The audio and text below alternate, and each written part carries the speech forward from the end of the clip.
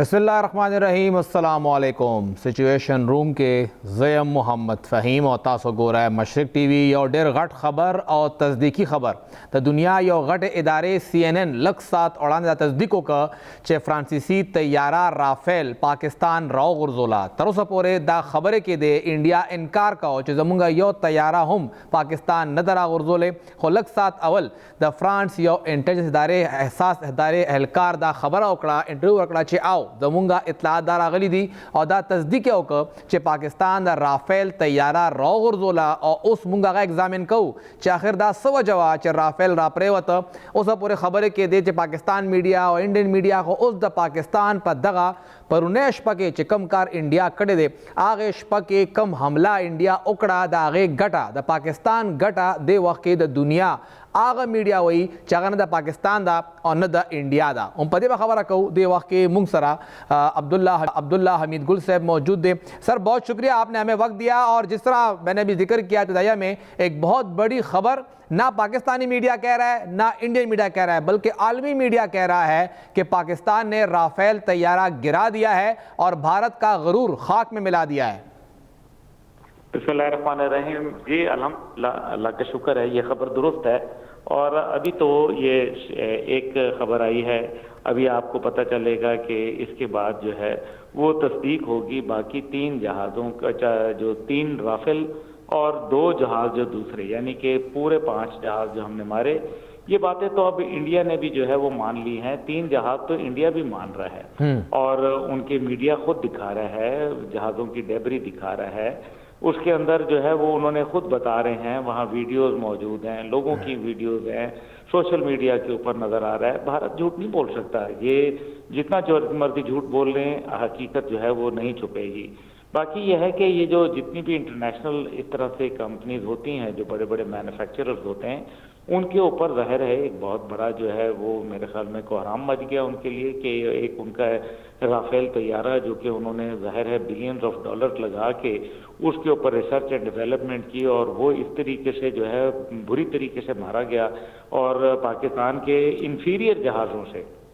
यानी कि JF-17 जो है वो 4th जनरेशन जहाज़ है, जबकि राफेल जो है वो 4.5 जनरेशन जहाज़ है। और उसके बावजूद जो है, जिसको फ्रांस कहते हैं कि जी हमारी टेक्नोलॉजी बड़ी सुपीरियर है और उसके मुकाबले में चाइनीज़ टेक्नोलॉजी को जो है इंफीरियर समझा जाता है, तो ये ब्लॉक 3 तैयारों ने जो है वो राफेल को जो है वो बैठी हुई बतखों की तरह जो है वो मारा है। अल्हम्दुलिल्लाह मैं समझता हूँ कि इसके अंदर जहाज़ का शायद इतना कसूर नहीं होता, लेकिन जितना कसूर उनके पायलट्स का है, प्रोफेशनलिज्म का। नरेंद्र मोदी जो कभी राफेल के लिए आहें भरता था, वो आज मेरे ख्याल में पाकिस्तान के पायलट के लिए आहें भर रहा होगा। वो कहता होगा कि मुझे राफेल अगर होता जिस तरह से पहले कहता था तो आज गेम तब्दील हो जाती। आज वो कहेगा कि मुझे पाकिस्तान जैसे पायलट होते तो शायद गेम तब्दील हो जाती। पाकिस्तान पायलट्स ने जो है वो दुनिया के अंदर अपना नाम पैदा किया है। राफेल तैयारा जो है जो भी गिर गया या इंशाल्लाह ताला मजीद भी गिरेंगे, लेकिन मैं आपको ये बता दूं कि अगले 24 घंटे जो हैं वो इंतहाई अहम है। DGICR साहब ने अभी प्रेस कॉन्फ्रेंस की, उन्होंने बड़ा वाज़ेह बता दिया कि हम जो 31 शहदा हैं, जिनमें बच्चे हैं, सिविलियंस हैं, मासूम लोग हैं, उनकी जानों का एक एक का हिसाब लिया जाएगा। इसका मतलब यह है कि पाकिस्तान पर जो कल हमला हुआ वो तो भारत ने किया, जिसके लिए हमने उनको बार बार कहा कि हमें मत आजमाना। उन्होंने आजमाया, हमने जो है वो अपना दिफा किया। ये जो कल हुआ ये दिफा था। ये जो 5 तैयारे गिरे, ये जो ब्रिगेड हेडक्वार्टर तबाह हुआ, ये जो उनके कैदी बनाए गए, ये सब हमारा दिफा था। अभी हमारा जवाब बाकी है, इसलिए अभी हमारे जवाब का इंतज़ार करें। हम अपनी मर्जी का, आज नेशनल सिक्योरिटी काउंसिल की मीटिंग के बाद ये तय हुआ कि हम अपनी मर्जी का टारगेट चुनेंगे और वक्त हमारी मर्जी का होगा और फैसला हमारी मर्जी का होगा। ये बात अब हमने, आज आप देख लीजिए कि शाम को, बल्कि रात को तकरीबन 8:15 बजे जो है वो बाकायदा ब्रीफिंग दी गई दफ्तर खारजा के अंदर, सेक्रेटरी खारजा की जानिब से। और उसके अंदर तमाम जो सुफरा थे एक बड़ी तादाद में उन्होंने शिरकत की और पाकिस्तान के मौक़िफ़ से आगाह किया। पाकिस्तान के मुतल्लिक बताया गया कि हम राइट टू डिफेंड जो है वो रखते हैं और ये जनीवा कन्वेंशन के मुताबिक हम रखते हैं। और इंशाअल्लाह ताला हमने अभी जैसे DGI पे हमने सुना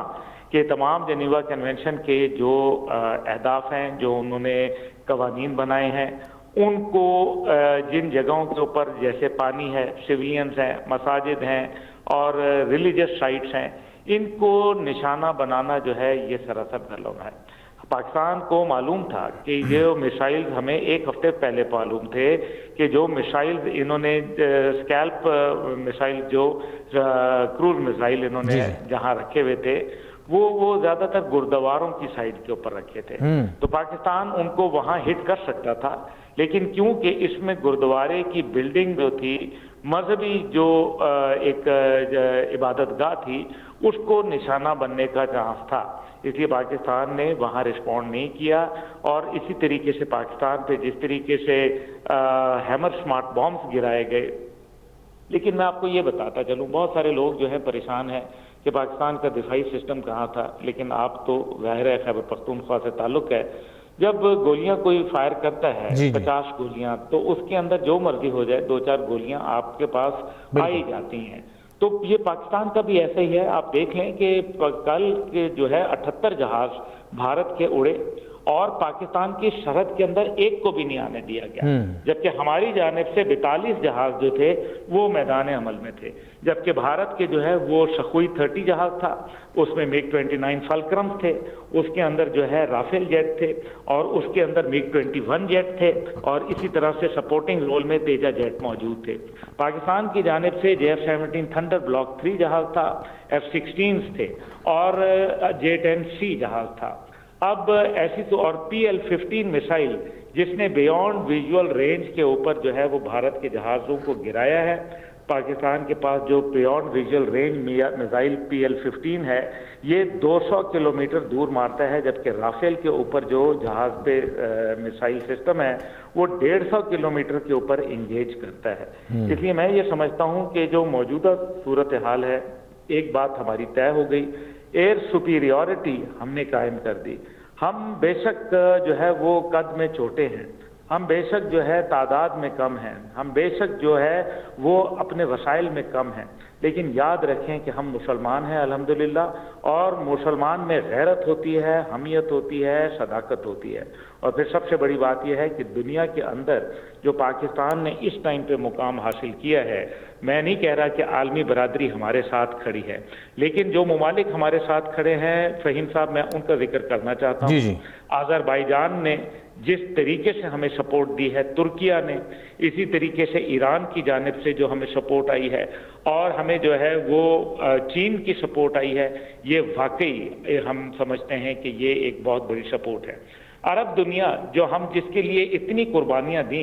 आज जो है अरब दुनिया की जानिब से हमें वो सपोर्ट दिखाई नहीं देती। मैं नहीं कह रहा कि अंदरूनी खाते क्या हो रहा होगा, लेकिन जो नजर आ रहा है मैं वो बात कर रहा हूँ। दूसरी जानिब जो है अमेरिका के सदर ने जिस तरीके से इसको एक फुलिश एक्ट, इसको एक जो है वो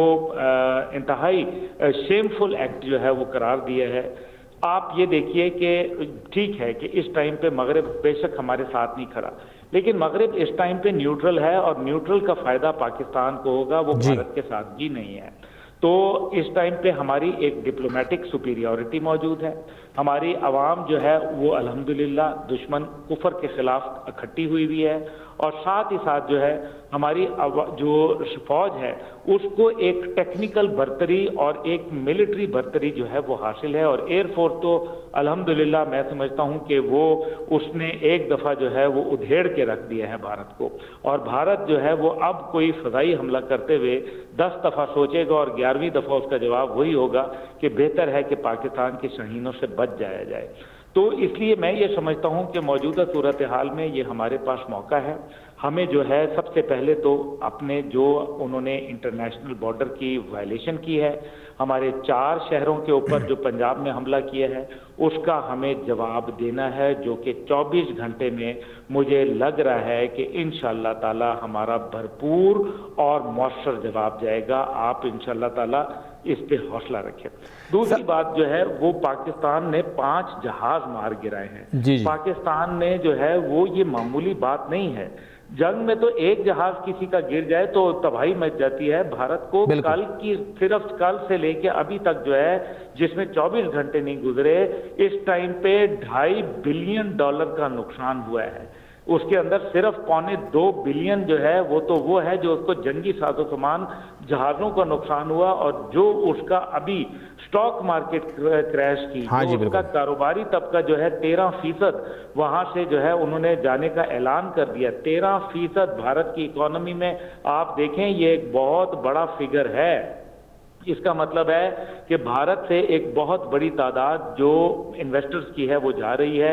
उनकी सिलिकॉन वैली हमारे टारगेट के ऊपर है। पानी का मामला इसी टाइम पे दुनिया की तवज्जो हमारी तरफ मरकूज है। हमें ये पानी का मामला हल कराना होगा। हमें कश्मीर के ऊपर 2019 की जो 5 अगस्त से पहली वाली सूरत हाल थी, हमें उसका मुतालबा करना चाहिए कि आर्टिकल 370 और 35A का इतलाक दोबारा किया जाए और वापस उस पोजीशन पे जाया जाए। अभी मौका है, बाद में ये मौका शायद हमारे पास ना आए। इसलिए बेहतर यह है कि पाकिस्तान बजाय इसके कि 6 महीने बाद दोबारा प्यासा होके, बंजर जमीन होके अगर भारत के सामने खड़ा होगा तो शायद वो हमारी ग्राउंड के ऊपर मजबूती ना हो जो आज हासिल है। इसलिए ये नाउ और नेवर वाली सिचुएशन है। मुझे उम्मीद है कि पाकिस्तानी कौम ने बहादुरी का जिस तरह से मुजाहरा किया, तहम्मुल का मुजाहरा किया, इंशाअल्लाह ताला वो कुफर के खिलाफ जो है अपनी अफवाज के साथ जो है शाना पेशाना खड़े हैं। सर, आपने बर्तरी की बात की, आज आपने जिक्र भी किया, कुछ देर कबल DGI-SPR अहमद शरीफ साहब आए, उन्होंने ब्रीफ किया और वो गाए बगाए ब्रीफ करते आ रहे हैं। थोड़ा सा मैं सरहद के उस पार जाना चाहूँगा। भारत ने जो ब्रीफिंग दी है वो काफ़ी हैरानकुन है। एक तो उनकी जानिब से कोई भी उनका जो पॉलिटिकल लीडर है वो सामने नहीं आया और ना ही उनका कोई दिफाई कोई ऐसा बंदा है वो सामने आया है। सेक्रेटरी खारजा सामने आया और 2 खवातीन उन्होंने आगे कर दी हैं, यानी कर्नल रैंक की एक सोफिया नाम की खातून, जो सोफिया कुरैशी मुसलमान, और विंग कमांडर वामिका सिंह, यानी यहाँ भी एक खातून और वो भी इंतहाई लोअर रैंक की। तो जो मुल्क अकलियतों के हकूक सल्ब करता है, मुसलमानों को वहाँ जीने का हक नहीं है, सिखों के हकूक छीने जा रहे हैं, इस मुश्किल वक्त के अंदर 2 खवातीन को सामने लाना, इतने लोअर रैंक ऑफिसर को सामने खड़ा करना, ये क्या पैगाम देता है? देखें, भारत जो है वो आपके सामने है। भारत के पास अब कोई मर्द तो बचे नहीं है। मर्द होते तो वो कम से कम मर्दों को लाते। अभी आपने देखा है कि भारतीय नेवी का एक अफसर जो है वो मर गया, तो उसको जनाजा उठाने के लिए, उसका ताबूत उठाने के लिए जो है वो खवातीन को वहां रखा गया। खवातीन से वो ताबूत जो है वो तकरीबन गिर गया। तो ये तो आलम है। तो भारत के पास अगर मर्द नहीं है तो मैं समझता हूँ खैबर पख्तूनख्वा से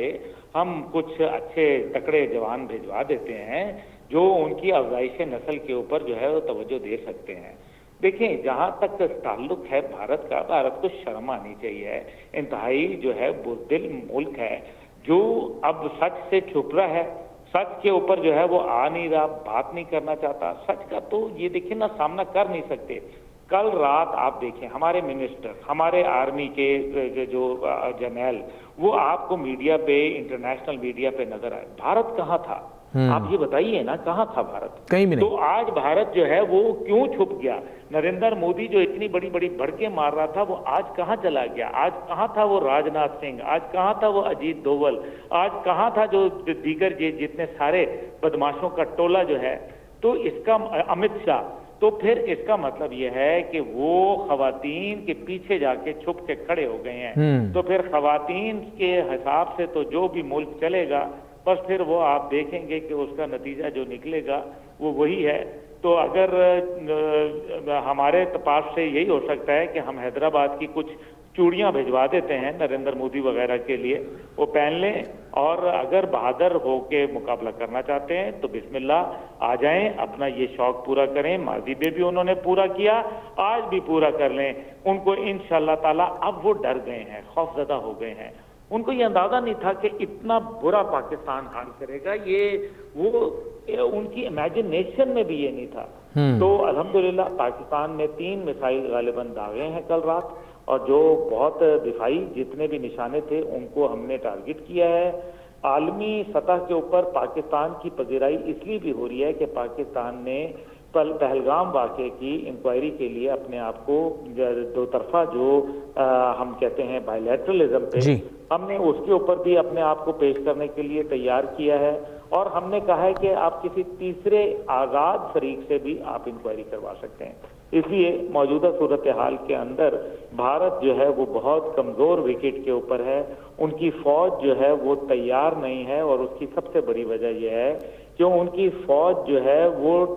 काउंटर इंसर्जेंसी और अर्बन वॉरफेयर के लड़ने के लिए जो है उन्होंने प्रैक्टिस की है, जो कि लाइट वेपन्स पे की है। यानी कि जो सबसे बड़ा वेपन है वो SMG है, सब मशीन गन, और पिस्टल के ऊपर किया हुआ है। जबकि पाकिस्तान के साथ लड़ने के लिए उनको सुपीरियर जो टेक्नोलॉजी है और साथ ही साथ सुपीरियर उनकी ट्रेनिंग जो है वो ज़रूरत है। तो मौजूदा उसके अंदर भारत का हमारे साथ और नंबर है बिल्कुल।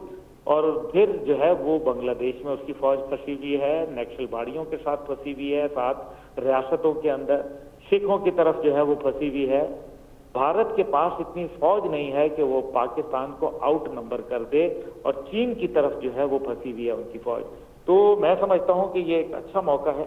पाकिस्तान जो है बिफिटिंग रिस्पांस दे, और इंशाअल्लाह ताला पाकिस्तानी कौम जो है वो, मुझे उम्मीद है कि आइंदा चंद घंटों में मायूस नहीं होगी। अब्दुल्ला साहब, बहुत बहुत शुक्रिया, आपने अपने मसरूफ़ वक्त से मशरिक TV को वक्त दिया और सिंगाई खबर उकड़ा चियो खुदा चे जंग के जनानो मुंगा बिल्कुल कदर कहूँ हो हमेशा चिकम शाजलमी हुई अगर पखपल मख के राजी जनाना यो साइड तसाती अगवी जनाना मखे तकड़े और जनानम आगा चगे इंतहाई लोअर रैंक थे लका यो तासो दे के कर्नल रा मखे तकड़ा जनाना और बलख्वाता विंग कमांडर दा दागवी अगर रैंक 9 चिकम दागवी कार दे वस्ती खारजा नास्ते दागम दा कार न दे दा कार अच्छा दे अकसान चरतऊ और सिंगा अब्दुल्ला साहब जिक्र को चिट्टोला रोज मुंगता द भारतीय जनता पार्टी BJP या द इंडिया द हुकूमत यो पॉलिटिकल कस कारा नशो अपोजिशन पॉलिटिकल जमातुना मखे तरागरी अगर डेर ज़्यादा खपाऊ दा गुचिकम वीडियोज़ राहुल गांधी प्रस्टाक ओक इंतहाई खफगान सरा चिदा द जंग आगाज चिकम इंडिया ओक दाखन न दे अवी खपाऊ आई तपोस का दा पिंज जजुना सिंगरा प्रेवतल सोक ब तपोस कई द चा पवेना बांधे दा हमला ओशवा चा पवेना बांधे दा हमले आगाज ओशो और ब्या दा आगे के द इंडिया नुकसान ओशो नुम हो वाला ऑपरेशन सिंदूर वर्क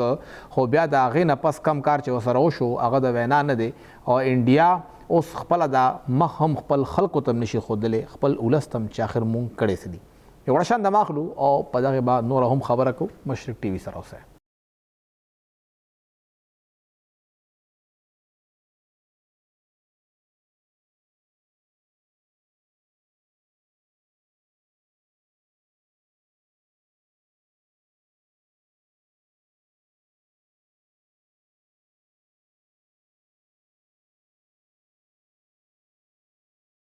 सिचुएशन रूम ता योजल ब्या हर कले और दे वक्त के मुंग सरा सीनियर सहाफ़ी तजज़ियाकार सफ़ीउल्लाह गुल साहब मौजूद दे सर डेरा शुक्रिया सफ़ीउल्लाह साहब दा चिकमकार परुन इंडिया उक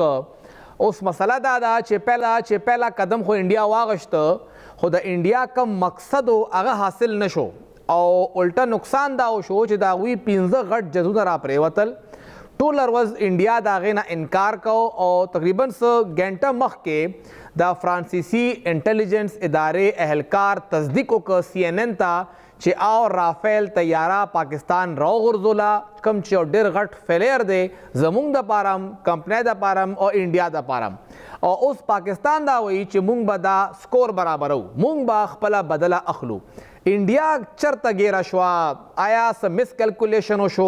दुमरा सबर अगवियों को 14-15 रोजे और दागे ना पसम अगवी दुमरा मिस एडवेंचरों को चे फायदा ना उल्टा नुकसान हो शो आता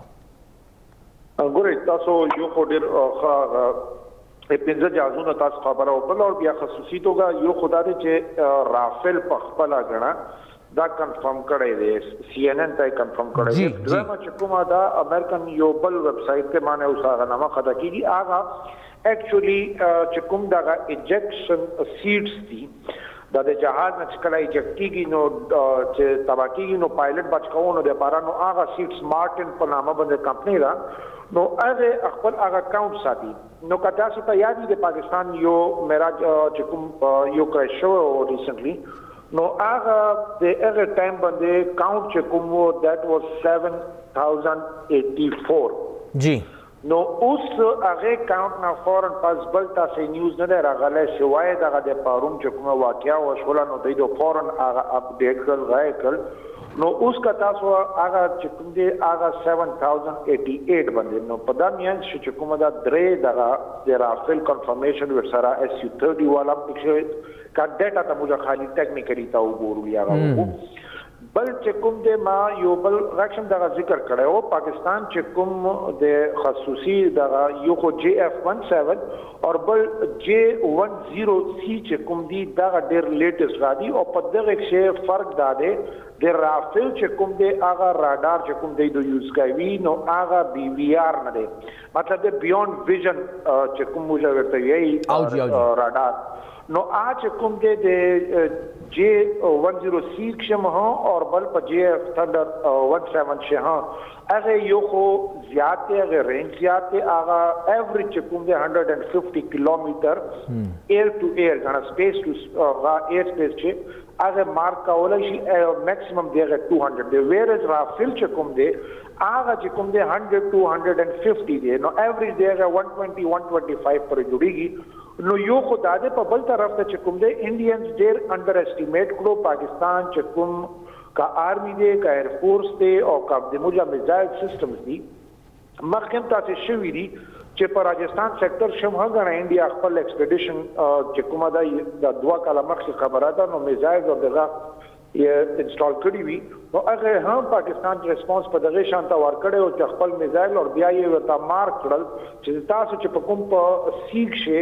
جهازونه دي کیریئر دي داغه مجاهد کاو نو کته په دغه حواله سره وګوره نو انډیا خالی هغه یې نه چې هغه په ګاډ فورورډ په اردو کې نه بڑکه مارنا خالی هغه دغه وشتل خدای لو غنغه وکړه خو کیلکولیشنز د دې دونه غنا په هغه ایگزیکټ کتا سوس سیویلز اور ماشومان یې وشتلې دي جی جی دې دوه حالکه داوا کوله چې به کنه دلته ټیرریست اورګنایزیشنز دی او فلانای دي بل چې کومه ده د ایر کمانډ ایر ډیفنس کمانډ باندې په ډیسیژن میکینګ دا ډیره غټه خبره ای ک تاسو د انډین ایربورن چې کوم اټه جهازونه وی پرون د شپې هغه اراوند 72 وی اور ویر پاکستان چې کوم ایربورن غاوی په ایسټرن بارډر باندې دا 29 وی ټوټل او په هغه کې مه غنا 100 د باولپور سېکټر باندې وی خو ایر کمانډ دا فیصله وا چې په یو ځای کې به انګیج کوو او پراپر انګیج کوو نو باولپور والا سېکټر د دوه خالی هغه چیز اند غاول وکړه اور د ایر فورس په هیستوري کې almost 1 hour چې کوم د کمبیټ دغه غنا ډاګ فایټ دغه د غټه هیستوري دا چې کا په دغه نامخ کې دمر په وګدا باندې نه دی شوی او په هغه کې پاکستان سکسسفولي د 15 جهازونه غرزاول او بل یې غنا واپسی غنا خپل یوم غنا د پاکستان جهاز ته نقصان نه رسیدل نو دا یو خو ایکسلنس شو کوي چې غنا د پاکستان د پایلټ چې کومه دا اپ خپل اکوپمنٹ باندې هو او بل د دې دو ایکسلنس کوم زائد پر رسیدل دی جی او سر دې کې پاکستان خپل دفاع وکړه اوس پاکستان رائټ ټو ډیفنس هم لري او پاکستان با رائټ ټو اٹیک هم لري نن شپه انډیا د قاصوره مهمه ده ګورې کا اوس پوجي یو خدای چې په دغه کې نو ډاوټ نیوکلیر دواړه کنټریز چې کوم دي دغه نیوکلیر سټیټس دي یو خو انټرنیشنل ظاهره ده چې پریشر په دغه کې راځي راکېږي او نن شپه به د انډیا تبا او ډو اینڈ ډای د دې لپاره خو هغه لوبه جوړه شو خو په بل طرف ته چیف اف آرمی سټاف هم غنا ډیر واضح میسج کوم کاونټر میزایل اٹیک سیستمز چې کوم دي هغه الریډي اور سنسر چې کومه دا انډیجنسلی پاکستان میزایل سنسر جوړ کړی دي چې هغه با د لانچ چې څنګه څو میزایل لانچ کی کا انډیا نه لانچ شي ها ودین ا فیو منټ ا دا ډیټیکټ کوي او سنسرز بدغه وشي چې آیا دا एटॉमिक बॉम्ब कैरियर दे का मिसाइल और का सिंपल मिसाइल दे और इन केस का आगा वी नो आगा फॉरेन डिफेंस सिस्टम चिकुम दे विद इन 5 मिनट्स आगा मिसाइल चिकुमा दा ऑटोमेटिकली आगा लॉन्च نو په یو طرف ته خو د موږ دغه پریپریشن شته په دویم کې تاسو وګورئ چې انډیا د خپل ډېر غټ موومېنټ و لیفت په طرف ته غنا د ویسٹ په طرف ته پاکستان د بارډر سره زیات غا وکړو او پاکستان چې کومه دا الریډي هغه په خپل تیاری باندې کا د پروند شپم چې کومه وکړه او نن هم پته ولګي خو نن تاسو لګي چې انډیا په یو ځل بیا کوشش کوي خو په دغه طرف تم غنا ظاهره ده چې تیار خو تناس دي او پاکستان بم جواب ورکړي لکه پاکستان بارا کې امریکا چې پاکستان کم از کم اته خارونه د انډیا ټارګټ کولو فیصله کړې ده خیر کنفرم هونه دي د فوج خپل او پلانینګ وی خو پاکستان به هم اوس جواب ورکړي ګوري پاکستان په دغه نامخ کې ما همیشه پاکستان کا د افغانستان د مخې کا د انډیا د مخې پاکستان ډیر زیات ریسټرینټ پالیسی اپناو کړی و او همیشه غنا ډیر ریسټرینټ ساتلې دي او دغه ځل چې کومه دا اوس ډیر اوپنلی میسج هم ورکړل دي کمیونیکیټ چې کوم شوی دي هغه شم چې اوس به کومه دا رائټ ټو ډیفنس چې کومه دا موږ بدای او اوس پاکستان به جوابي کاروایی ورکړي او که تاسو خالی دغه په حواله سره چې کوم ډیټیلز سره ما سره د هغه سره موجود دي هغه دي اوس هم په نکیال چې کومه دا پاکستان almost 30 سکوير کیلومتر چې کومه دا هغه په کنټرول کې دی دغه دی چې کوم مجرا کوئی راټا پغا شي انډین 12 بریګیډ هډ کوارټر چې کومه دا هغه یې ډیمیج کړی دی تباہ کړی دی په دغه شان ته چې کومه دا 85 انډین پریزنرز اف وار چې کوم دی هغه جوړ شوی دی په هغه کې 4 افیسرز هم دي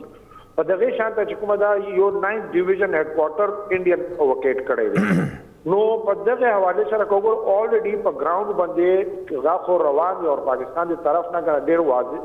سخت جوابونه ورغلي خو تر اوسه پر پاکستان سیویلین پاپولیشن نه د ټارګټ کړه لکه چې انډیا چې کومه دا سیویلین چې ټارګټ کړ